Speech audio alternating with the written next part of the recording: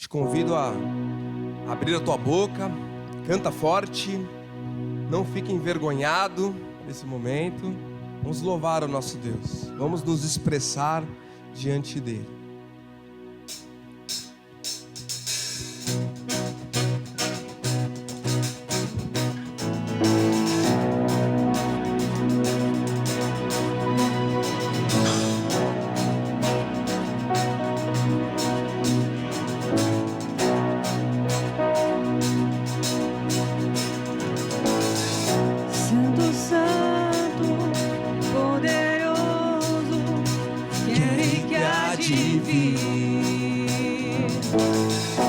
Deus da glória, és tão digno, eu me prostro a ti. Santo, santo,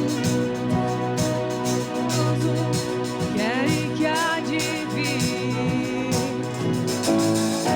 Deus da glória, és tão digno, eu me prostro a ti. Santo é o teu nome em todo lugar, é do teu querer de graça e paz. Tudo que tens feito é justo e bom. Santo, santo Deus tu és.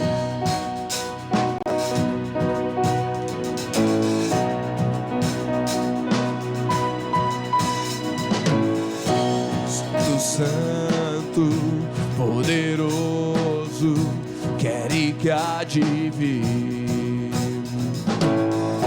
Deus da glória, és tão digno, eu me prostro a ti. Santo é o teu nome em todo lugar, é do teu querer de graça e paz.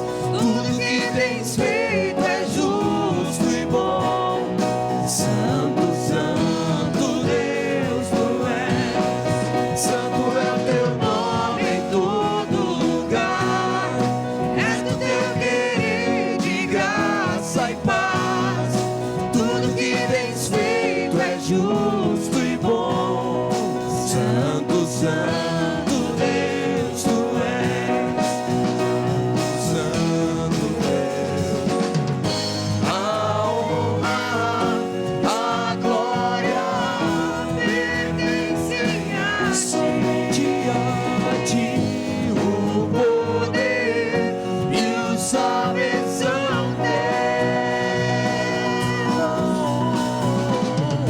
A honra, a glória pertencem a ti.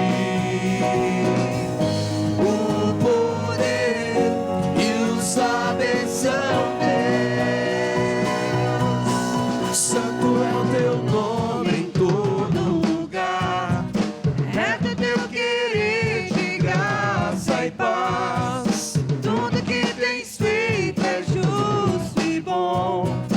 Santo, santo Deus tu és. Santo é o teu nome em todo lugar, é do teu querer de graça e paz. Tudo que tens feito é justo e bom. Santo, santo Deus tu és. Santo, santo Deus.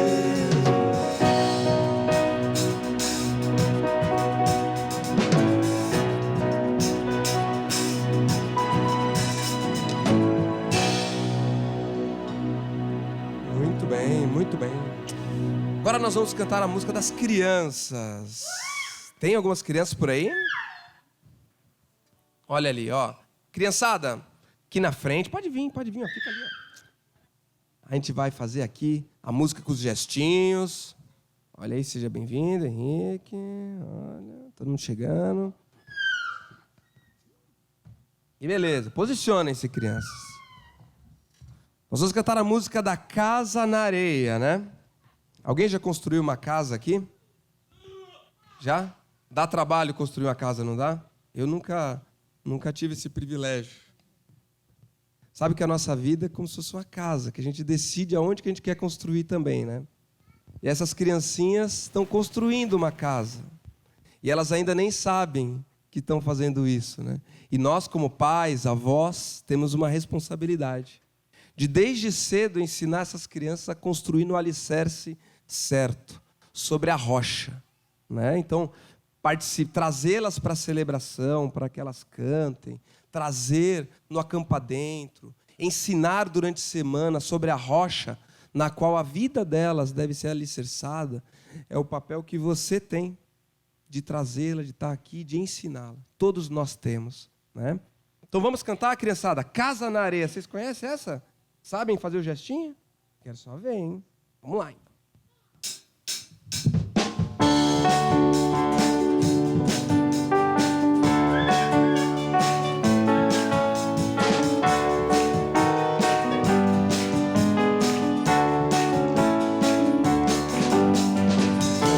Construa sua casa na areia, não construa na beira do mar. Mesmo que pareça chique, é impossível que ela fique, a tempestade já vai derrubar. Não construa sua casa na areia, não construa na beira do mar. Mesmo que pareça chique, é impossível que ela fique, a tempestade já vai derrubar. A rocha é lugar de construir um alicerce forte que não vai cair. As tempestades vão e vêm, mas a paz de Cristo tu tens. A rocha é lugar de construir um alicerce forte que não vai cair. As tempestades vão e vêm, mas a paz de Cristo tu tens. As tempestades vão e vêm, mas a paz de Cristo tu tens. A tempestades vão e vêm, mas a paz de Cristo tu tens.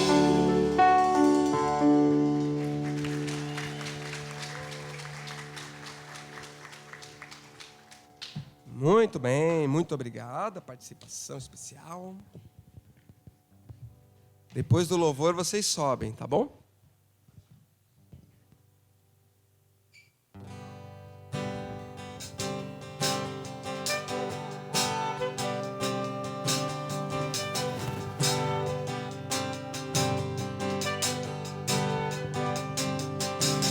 Cantai ao Senhor um cântico novo, cantai ao Senhor todas as terras, cantai ao Senhor, bendizei o seu nome, proclamai a sua salvação.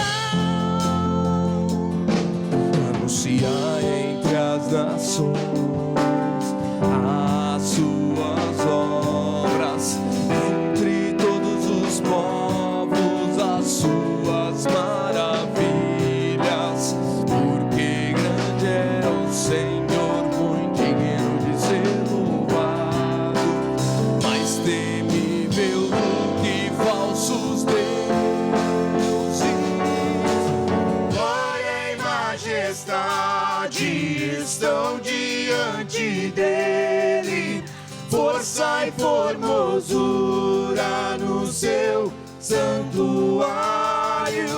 Glória e majestade estão diante dele, força e formosura no seu santuário.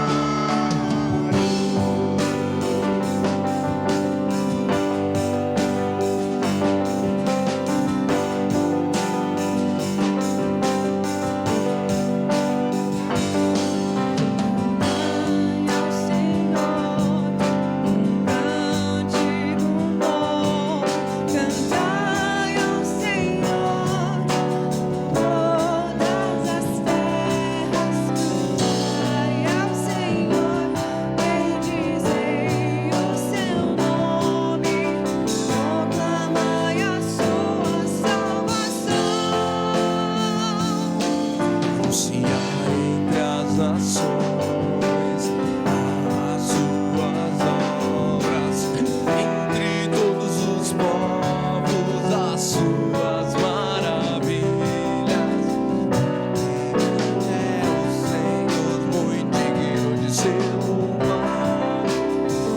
temível do que falsos bens. Glória e majestade são diante dele, força e formosura no seu santuário. Glória e majestade são diante dele, força e formosura no seu santuário. Glória e majestade estão diante dele, força e formosura no seu santuário. Glória e majestade estão diante dele, força e formosura no seu santuário. Nosso Deus e Pai, glória e majestade ao teu santo e precioso nome, Pai. O Senhor é bom, a sua glória dura de geração em geração, Pai. Se propaga por essa terra, ó Pai. Não existe situação que seja complicada demais para o Senhor, ó Pai, porque o Senhor é o Deus, autor da vida, autor da nossa fé. Obrigado por esse momento especial, Pai, de poder cantar essas músicas.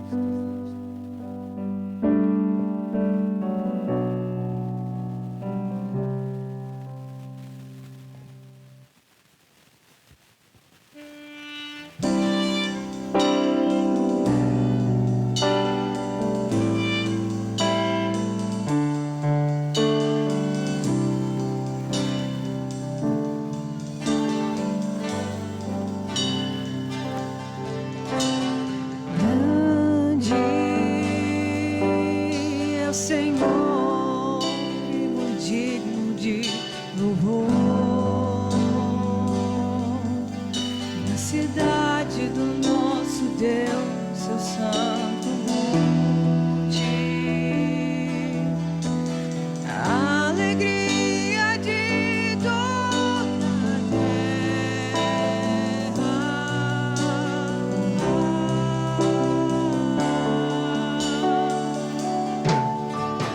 Grande é o Senhor em quem nós temos a vitória, Que nos ajuda contra o inimigo. Por isso diante dele nos prostramos.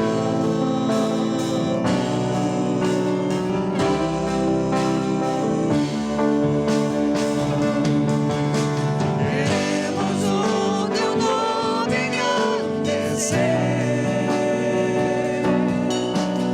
e agradecer-te por tua obra em nossas vidas. Confiamos em teu infinito amor. Só tu és o Deus eterno sobre toda a terra e céu.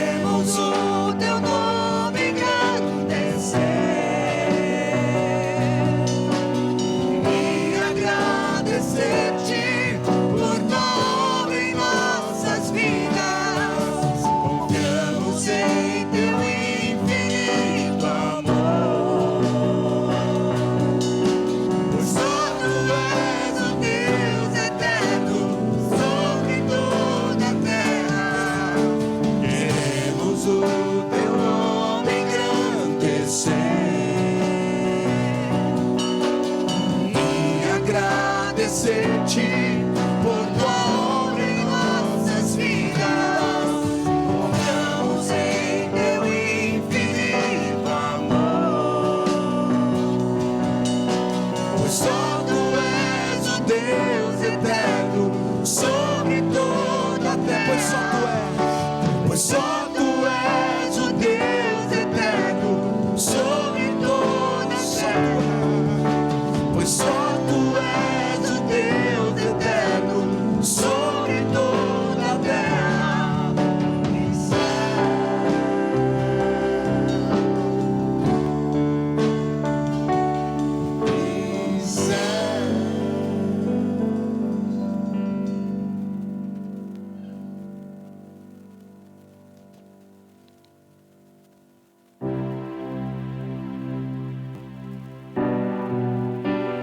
Essa última música é um convite para que a gente descanse.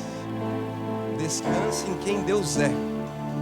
Então, se você souber de cor a música, feche os teus olhos e faz dessa música como se fosse uma oração entre você e Deus. Talvez você não está conseguindo descansar. É o momento de você entregar nas mãos dele e descansar. Sair daqui hoje de manhã mais leve e confiante em quem ele é.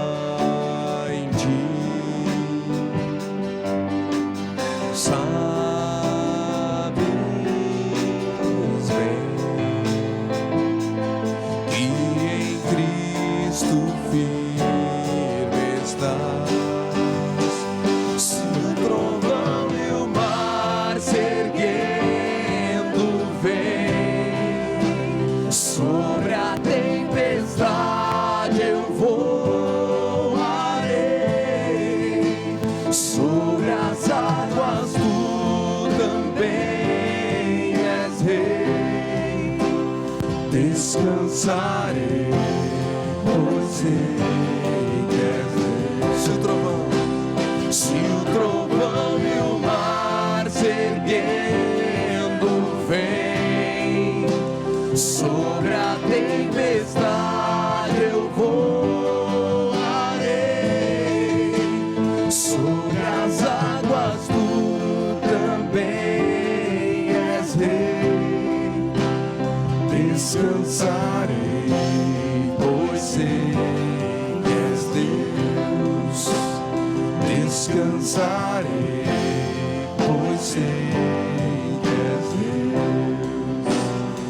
Descansarei, pois sei que és Deus. Amém. Toda honra e glória ao nosso Deus, amém? Pode sentar. Bom dia. Bom dia. Bom dia, João. João está sempre animado, né, João?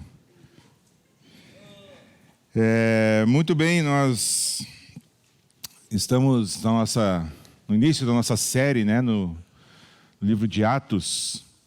E como eu falei da outra vez, o título Atos dos Apóstolos poderia muito bem ser substituído por Atos do Espírito Santo, né? Porque nós temos visto aí a ação, depois do Pentecostes, quando o Espírito Santo foi derramado sobre os cristãos, que muitas coisas começaram a andar de acordo com a vontade de Deus, né? E nós vamos agora perceber cada vez mais essa ação do Espírito Santo de forma muito poderosa no início da igreja. Aquilo que nós temos como o padrão estabelecido por Cristo, para nossos dias também hoje, né? Então eu quero te convidar a abrir a tua Bíblia lá no livro de Atos, no capítulo 3. Nós vamos ler dos versículos 11 até o 26. Atos 3, dos versículos 11 ao 26. Então diz assim: apegando-se o mendigo a Pedro e João, todo o povo ficou maravilhado e correu até eles, ao lugar chamado Pórtico de Salomão. Vendo isso, Pedro lhes disse: israelitas, por que isso os surpreende? Por que vocês estão olhando para nós como se tivéssemos feito este homem andar por nosso próprio poder ou piedade? O Deus de Abraão, de Isaque e de Jacó, o Deus dos nossos antepassados, glorificou o seu servo Jesus, a quem vocês entregaram para ser morto e negaram perante Pilatos, embora ele tivesse decidido soltá-lo. Vocês negaram publicamente o santo e justo e pediram que lhes fosse libertado um assassino. Vocês mataram o autor da vida, mas Deus o ressuscitou dos mortos, e nós somos testemunhas disso. Pela fé no nome de Jesus, o nome curou este homem que vocês veem e conhecem. A fé que vem por meio dele lhe deu essa saúde perfeita, como todos podem ver. Agora, irmãos, eu sei que vocês agiram por ignorância, bem como seus líderes. Mas foi assim que Deus cumpriu o que tinha predito por todos os profetas, dizendo que o seu Cristo haveria de sofrer. Arrependam-se, pois, e voltem-se para Deus, para que os seus pecados sejam cancelados, para que venham tempos de descanso da parte do Senhor e Ele mande o Cristo, o qual lhes foi designado Jesus. É necessário que Ele permaneça no céu até que chegue o tempo em que Deus restaurará todas as coisas, como falou há muito tempo, por meio dos seus santos profetas. Pois disse Moisés: o Senhor Deus lhes levantará dentre seus irmãos um profeta como eu. Ouçam-no em tudo o que lhes disser. Quem não ouvir esse profeta será eliminado do meio do meu povo. De fato, todos os profetas de Samuel em diante, um por um, falaram e predisseram esses dias. E vocês são herdeiros dos profetas e da aliança que Deus fez com seus antepassados. Ele disse a Abraão: por meio da sua descendência, todo o povo da terra serão abençoados. Todos os povos da terra serão abençoados. Tendo Deus ressuscitado o seu servo, enviou-o primeiramente a vocês, para abençoá-los, convertendo cada um de vocês das suas maldades. Vamos orar mais uma vez, gente?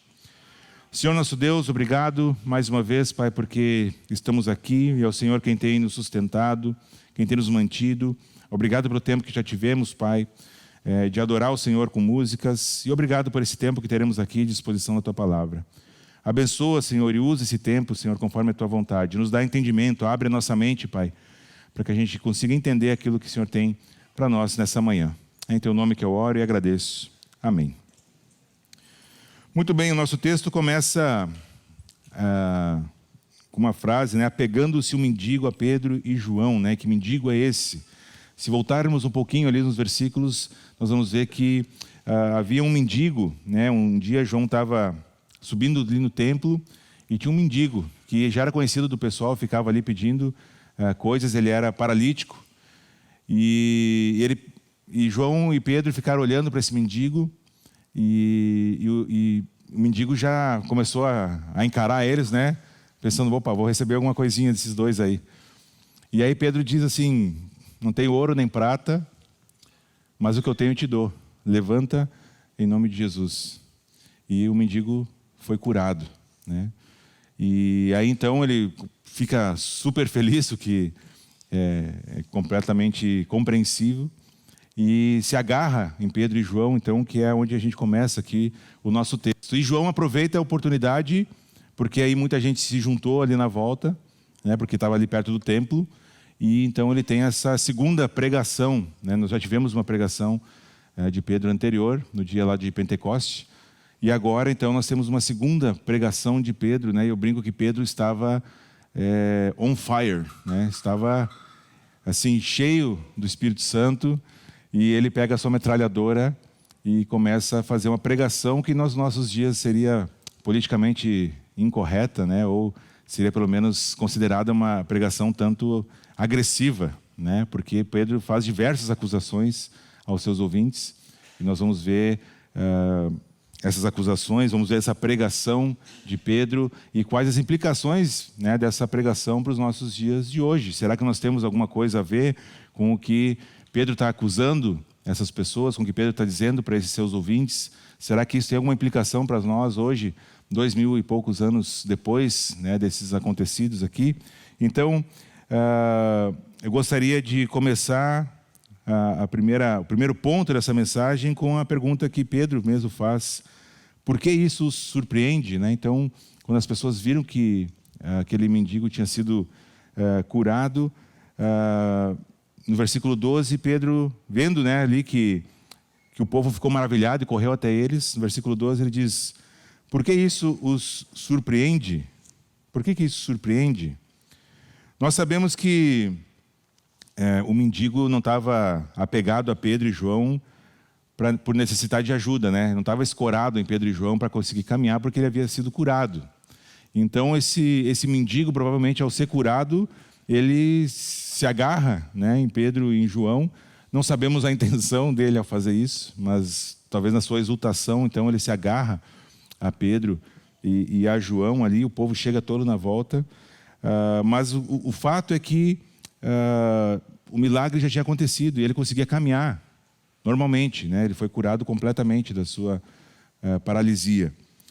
E então esse homem que outra hora era incapacitado, né, e talvez nunca tinha firmado os seus pés no chão, ficado de pé, agora está ali de pé sobre os seus próprios pés, curado milagrosamente. E aí então ele se agarra, né, em João, em Pedro, e deve ter saltado de alegria, ficado imensamente feliz, e aí se agarra.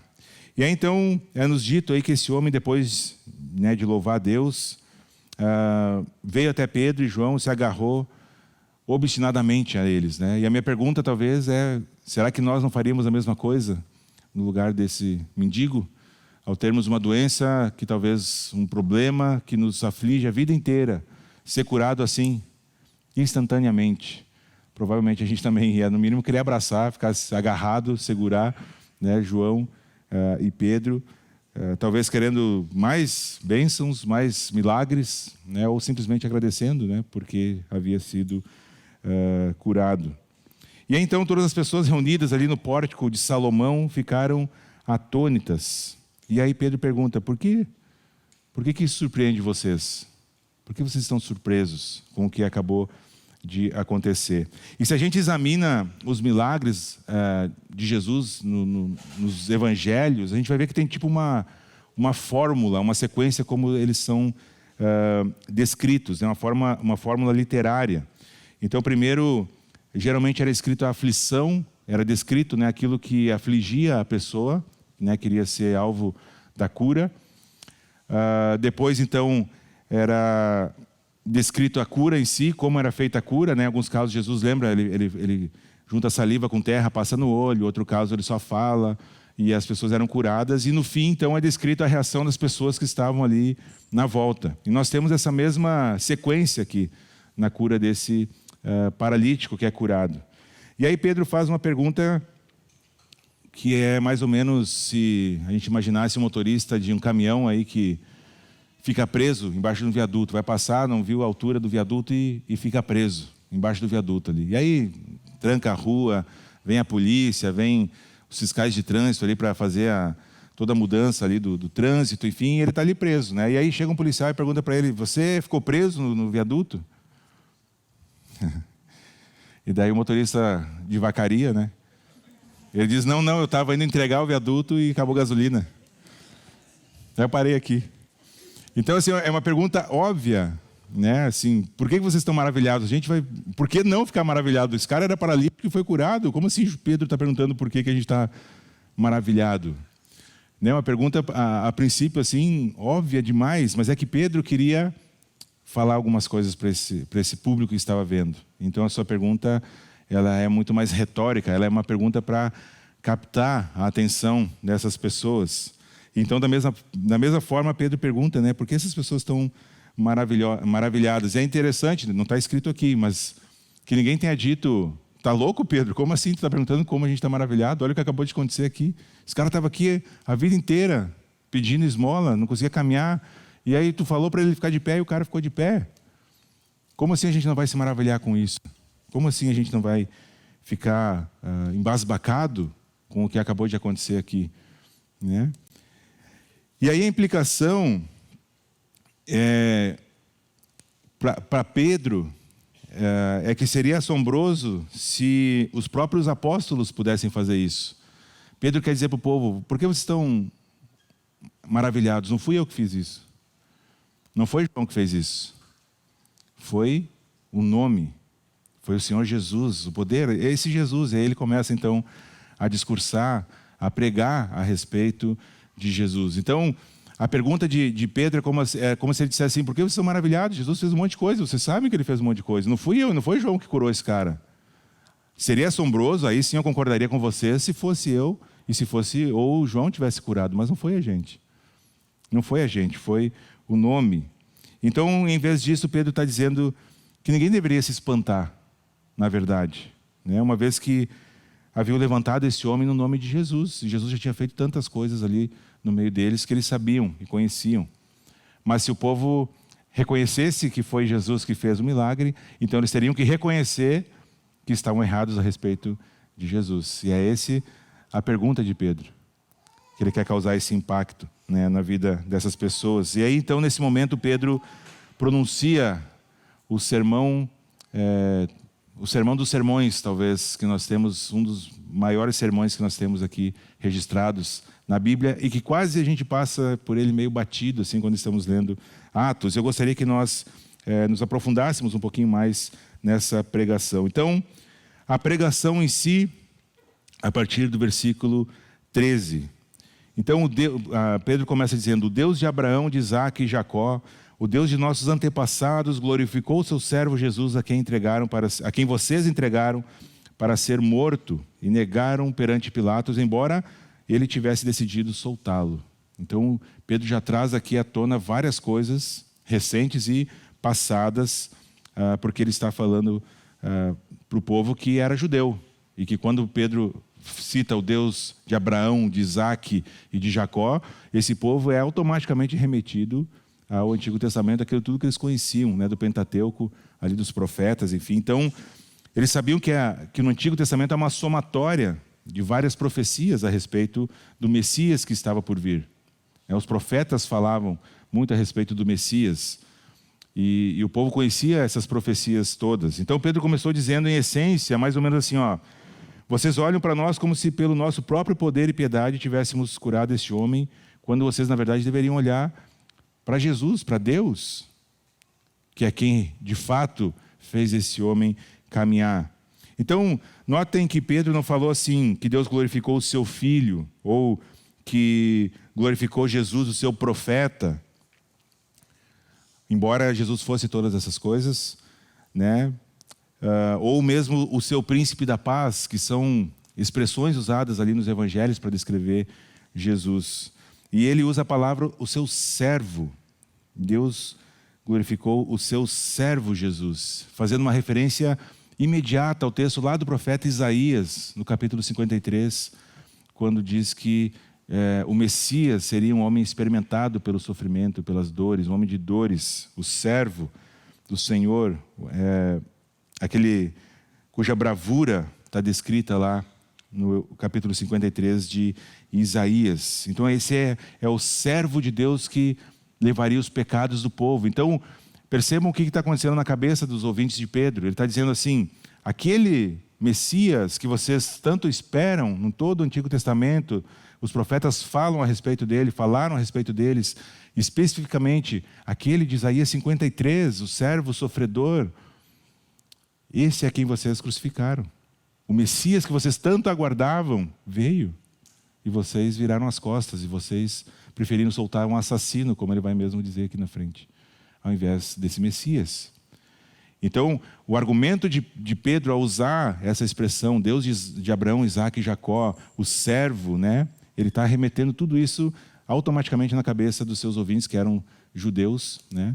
Estavam ali perto do templo e conheciam do que Pedro estava falando. Então, esse argumento ele é muito profundo, muito poderoso, muito forte para os seus ouvintes ali. Então esse servo do Senhor, que eles aguardavam tanto, era quem eles haviam crucificado. Então Pedro está dizendo assim, não olhem para mim, não olhem para João. Olha para Deus, o Deus dos nossos pais, o Deus de Abraão, de Isaac e de Jacó, que nesse ato aqui de levantar esse paralítico, glorifica o seu servo Jesus, que é o servo sofredor, o Messias que vocês aguardavam. Esse servo a quem vocês entregaram para ser morto e negaram perante Pilatos, né, a segunda metade ali do versículo 13, embora ele tivesse propenso a soltar, Pilatos queria soltar, e o povo diz, não solta ele não. Solta Barrabás, não Jesus. E aí então Pedro começa a falar sobre o crucificado em si. Então ele vai falar agora sobre quem é então esse crucificado. Ele já deu essa introdução usando o Antigo Testamento e agora ele vai falar algumas coisas mais sobre o crucificado. E aí então ele apresenta um contraste muito nítido aqui, versículos 14 e 15, dizendo, vocês negaram publicamente o santo e justo e pediram que lhes fosse libertado um assassino. Então Pedro estabelece um contraste muito nítido, né? O justo e santo e o assassino. E vocês preferiram soltar o assassino. Vocês mataram o autor da vida. Mais um contraste estabelecido por Pedro. Vocês mataram o autor da vida. Aquele que é o autor de toda a vida foi morto por vocês. Então são palavras pesadíssimas aqui que Pedro está usando. Mas Deus o ressuscitou dos mortos e nós somos testemunhas disso. Outra profecia do Antigo Testamento a respeito do Messias, outras várias, diziam que o Messias seria conhecido como o Santo de Israel. O Santo de Israel. E daí de novo, por isso Pedro usa essa expressão, o Santo e Justo. A gente precisa perceber esses pormenores, porque é isso que vai na cabeça dos seus ouvintes. Quando ele fala essas coisas, automaticamente já vem essas coisas do Antigo Testamento. Na nossa mente não, porque não somos judeus e não estamos tão familiarizados assim como deveríamos com o Antigo Testamento. Mas essas coisas automaticamente já vêm na mente deles. E curiosamente, os primeiros a reconhecerem a identidade de Jesus não são os judeus, não são os gentios, mas são os demônios.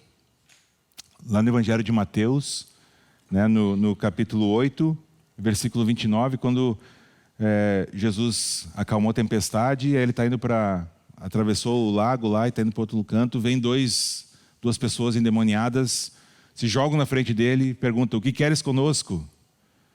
Filho de Deus, Filho do Deus Altíssimo.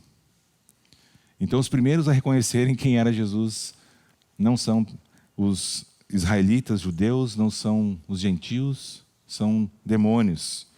Então havia essa profecia de que ele seria o santo. E aí Pedro tentou então comunicar algo para as pessoas a respeito daqueles que eles haviam crucificado. Ele está tentando dizer profundamente quem era aquele que eles tinham escolhido matar. Isso tudo estava muito recente ainda, né, para todas as pessoas que participaram da crucificação. E aí então Pedro está dizendo, ele é o servo do Senhor, o santo de Israel, o justo que está por vir. Ele é a nossa justiça. E vocês entregaram, negaram e mataram o príncipe da vida, o autor da vida. A respeito de Jesus, João, que estava ali junto com Pedro, escreveu que a vida estava nele, lá no capítulo 1, versículo 4. Escreveu também que Jesus era o caminho, a verdade e a vida, né, no capítulo 14 do seu Evangelho. Em Apocalipse 1:8, Jesus afirma que eu sou o alfa e o ômega, o princípio e o fim. Então nós temos essa dimensão de quem eles estavam crucificando, de quem eles haviam crucificado, perdão, e que agora Pedro estava dizendo, é esse aí, quem vocês negaram, quem vocês mataram, quem vocês preferiram ver o sangue. E aqui em Atos, então, Jesus é chamado de o autor da vida, ou príncipe da vida, e Pedro disse ao povo que eles o mataram.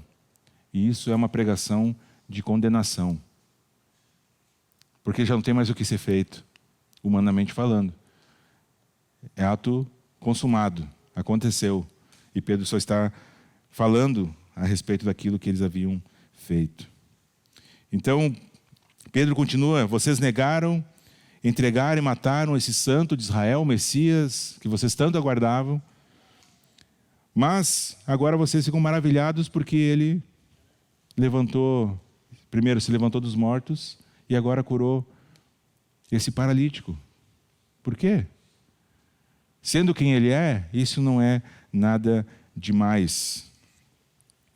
O que Pedro está tentando dizer para eles é: vocês deveriam estar maravilhados e surpresos pelo simples fato de ainda estarem vivos, porque vocês crucificaram o Filho de Deus.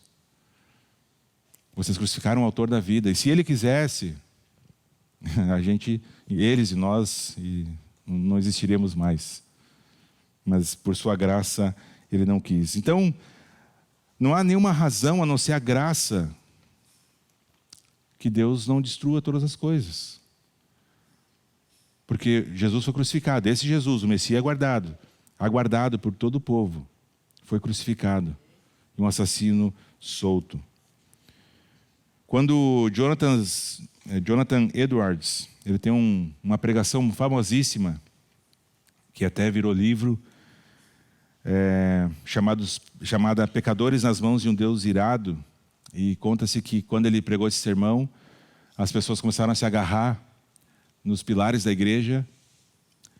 Tamanha foi o medo do inferno dessas pessoas, da realidade do inferno e da ira justa de Deus.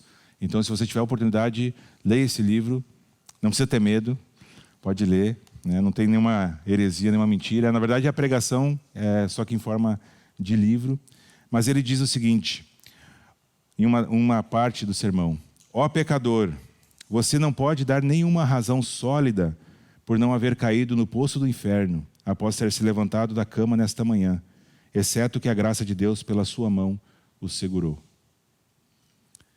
Não há motivo nenhum em nós para que Deus não tivesse retribuído este mal feito a Jesus com a sua santa ira, a sua santa justiça, destruído tudo.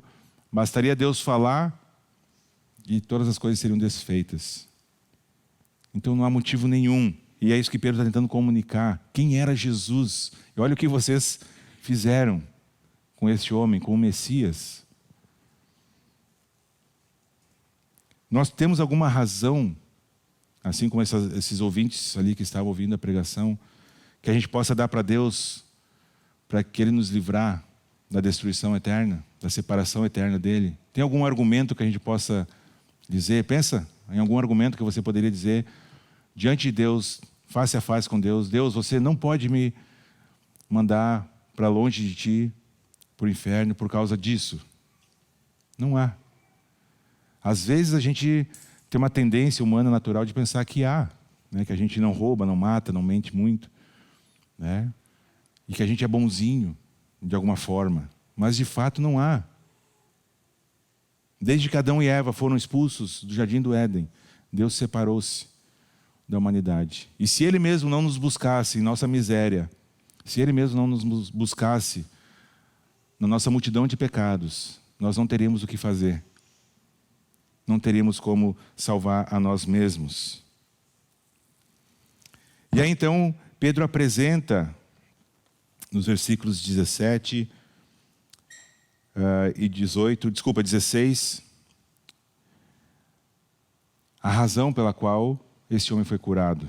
Pela fé no nome de Jesus. O nome curou este homem que vocês veem e conhecem. A fé que vem por meio dele lhe deu esta saúde perfeita, como todos podem ver. E aqui então Pedro apresenta o caminho pelo qual aquelas pessoas podem ser salvas e pela qual eu e você também podemos ser salvos. A fé, a confiança neste nome. Esse mesmo nome que curou esse homem, ao depositar a fé neste nome, nós também seremos curados. Porque embora talvez não tenhamos paralisia, doenças, nós todos temos a pior doença da história da humanidade, chamada pecado.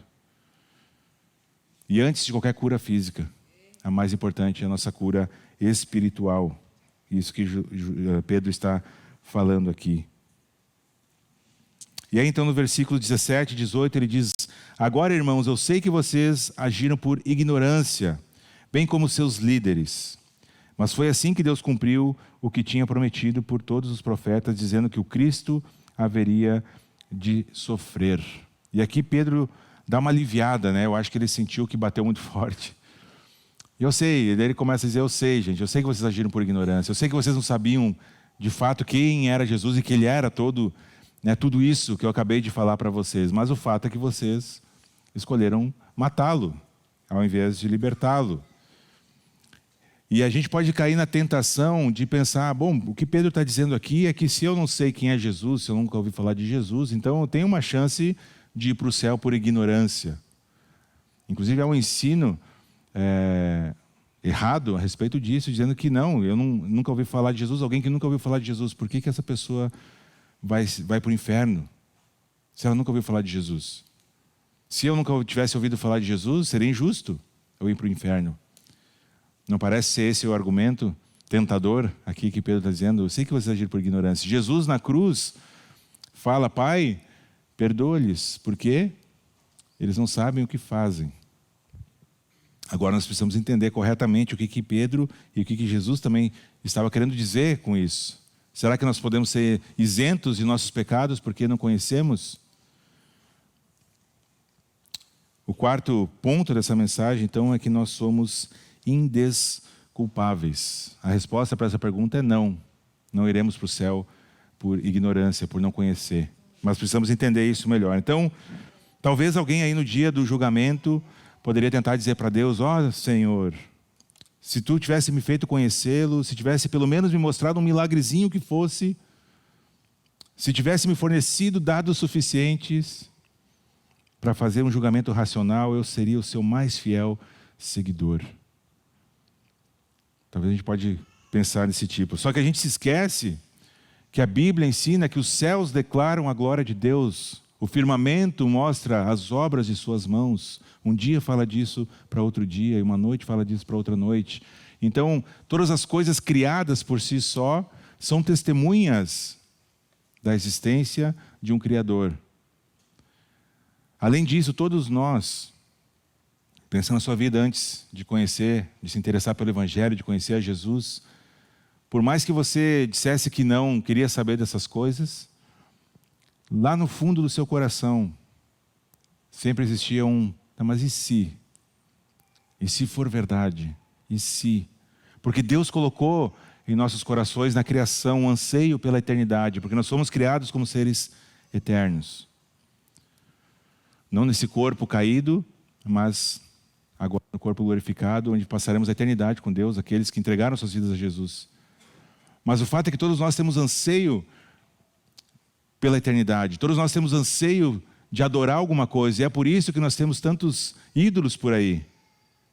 Músicos famosos, políticos, sei lá que mais. Mas a gente tem essa ânsia pela idolatria, por se ajoelhar, talvez não fisicamente, mas se ajoelhar diante de alguma coisa ou de alguém. E adorar e querer ser igual. Porque Deus colocou isso nos nossos corações. Então, a gente não pode dizer que somos ignorantes a respeito de Deus. Podemos dizer que somos desconhecedores, mas não ignorantes, no sentido de que a gente não tem nenhuma noção de que existe um Deus Criador. Em Romanos, capítulo 1, Paulo vai dizer que nós somos indesculpáveis, todos nós. Porque as coisas criadas falam a respeito de Deus. E então, qual é a desculpa que nós podemos nos apoiar? Talvez a gente tenha a tentação de pensar: se eu pelo menos soubesse que Deus estava lá, faz um milagrezinho, Deus, né? Eu vou fazer igual Gideão, vou botar uma lã. E daí, se Deus molhar a lã hoje, é porque Deus existe. Se a lã amanhecer seca, é porque não. A gente pode cair nessas tentações de pedir para Deus fazer um sinalzinho, um milagrezinho, né, para a gente crer. Mas o próprio Senhor Jesus falou para os discípulos que eles eram bem-aventurados porque viram e creram, mas muito mais bem-aventurados serão aqueles que não viram e creram. Então Paulo avisa que a ignorância não vai servir de desculpa no dia do julgamento. Não vai colar, gente. Não vai colar. No dia do julgamento eu não vou poder dizer: Deus, eu não sabia que tu existia. E Pedro está dizendo à multidão: vocês o assassinaram, vocês o mataram. Pode ser que vocês não sabiam que ele era o Messias, né? Pode ser que vocês não sabiam de todas essas consequências, mas vocês sabiam que ele era alguém enviado por Deus. E aí então, diante desse fato, é ótimo porque Pedro não deixa a gente sem resposta. O que Pedro nos orienta a fazer? Versículo 19. Orienta os seus ouvintes, e obviamente que isso também cabe para nós hoje, né? Arrependam-se, pois, e voltem-se para Deus, para que seus pecados sejam cancelados, e para que venham tempos de descanso da parte do Senhor, e Ele mande o Cristo, o qual lhes foi designado Jesus. Então eles não eram ignorantes quanto a Deus, mas eles eram ignorantes, eles preferiram ignorar, porque eles rejeitaram o ensino claro de todo o Pentateuco, de todo o Antigo Testamento, de que o Messias viria e quem seria o Messias. Eles preferiram rejeitar todo esse ensino. E é disso que Pedro está falando. Vocês agiram por ignorância, vocês preferiram ignorar o ensino do Antigo Testamento. Então Pedro está dizendo que cada acontecimento recente ali em Jerusalém tinha sido profetizado em detalhes no Antigo Testamento a respeito de Jesus. E se eles tivessem estudado, se eles tivessem dedicado a entender corretamente aquilo que havia sido anunciado pelos profetas, então eles não teriam essa ignorância de mandar matar Jesus e soltar um assassino. Então Deus mostrou claramente o que é a verdade. Ele manifestou a verdadeira identidade de Jesus, ressuscitando ele dos mortos. O que a propósito ele nunca fez por Maomé, nunca fez por Confúcio, nunca fez por Buda, né? Só pelo Senhor Jesus. E então Deus levantou Cristo dos mortos, certificando que Ele é o seu único Filho. Ele é o caminho, a verdade e a vida, e ninguém vai ao Pai a não ser por mim. Não há vários caminhos que levam a Deus, só existe um caminho que leva até Deus, que é Cristo Jesus. E a gente às vezes é tentado a cair naquele papo furado de que não, se essa religião for boa para ti, segue. Se esse lugar que tu está frequentando faz bem para ti, vai tranquilo. A gente se esquece que nós não podemos nos apegar a qualquer religião que nós gostamos, porque a religião não vai salvar ninguém. Pedro estava falando para quem aqui? Quem era o seu público? Judeus, religiosos ferrenhos, conhecedores do Antigo Testamento, do Pentateuco. O judeu com 13 anos deveria saber os primeiros 5 livros da Bíblia de cor. 13 anos. Então, se tem um público que era religioso, é esse aqui. E Pedro está dizendo: a sua religião não vai salvar. Vocês precisam de arrependimento. Vocês precisam de arrependimento. Vocês precisam se voltar para Deus. E que era o mesmo discurso de Jesus. Jesus chama os fariseus de raça de víboras, porque eles colocavam um fardo pesado sobre o povo, dizendo que o povo tinha que fazer e não fazer nos mínimos detalhes, mas eles mesmos não viviam aquilo. Então Pedro endereçou esse sermão para um povo religioso e não para um povo pagão. Porém, a religiosidade deles não era o suficiente para salvá-los, assim como religiosidade vazia. Religião, gente, não leva ninguém para o céu. A religião mata, a religião cansa, a religião machuca, porque a religião vai dizer que eu e você precisamos cumprir uma série de passinhos para sermos aceitos por Deus. Uma série de regrinhas para sermos aceitos por Deus. E o cristianismo, o evangelho, a boa nova é justamente o contrário disso. Você é um pecador miserável, eu e você. Mas pela graça de Deus e pelo sacrifício de Jesus na cruz, você é aceito.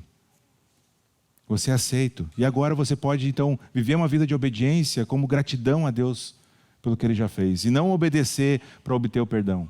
São caminhos contrários. E por isso que a religião mata e sufoca. Porque eu vou chegar um momento em que eu não vou conseguir. Não vou conseguir cumprir. Então, nada além do verdadeiro Deus vai satisfazer o meu e o seu coração. Nada. Dinheiro, fama, nada vai satisfazer o meu e o seu coração, a não ser o próprio Deus. E é por isso que Pedro está dizendo para esse povo: arrependam-se e voltem para Deus. Vocês fizeram. Ok, agora se arrependam, se voltem para Deus e pela sua graça e sua misericórdia. O próprio Jesus, a quem vocês crucificaram e mataram, o autor da vida, pagou o preço dos seus pecados. Inclusive, esse pecado de tê-lo crucificado.